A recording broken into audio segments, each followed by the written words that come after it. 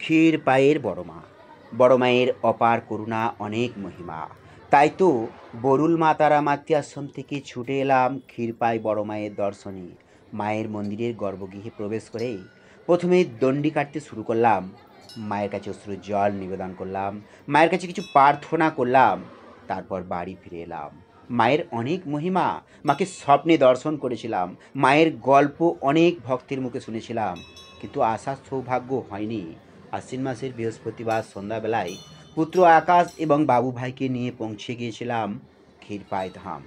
মায়ের অনেক মহিমা দেখে মুগ্ধ হলাম। হ্যাঁ, মাকে নিয়েই তো আমরা জগৎ সংসারে বেঁচে আছি। শৈশবকাল থেকে মাতৃ আরাধনা করছি, মায়ের পুজো করেছি, মায়ের মূর্তি গড়েছি, তারাধাম বরুল গ্রাম মা তারা মাতৃ আশ্রম প্রতিষ্ঠা করেছি। আমার এক ভক্ত কয়েক মাস আগেই রিম্পা মণ্ডল রামপুরহাট থেকে আমাকে বলছিল, বাবা আপনি সব মন্দিরে যান, সবার হয়ে কথা বলেন, আপনার মন্দিরে তো যাত্রী কমে যাবে। আমি বললাম, না রে খেপি, মা তো একটাই। মায়ের আবার যাত্রী আমার তোমার কি আছে? মা তো একটাই। মায়ের অনেক রূপ, মাকে অনেক রূপে অনেক জায়গায় পুজো করা হয়। তাই তো আমরা মায়ের কাছে ছুটে যাই। যে যেখানে বিশ্বাস আছে সে সেখানেই কিন্তু সাধন লাভ করবে।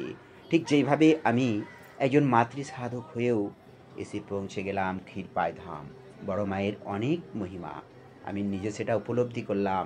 আমার ভক্তরা অনেকেই বলেছিল, আমি সেটা স্বর্ণালী সন্ধ্যায় দেখলাম।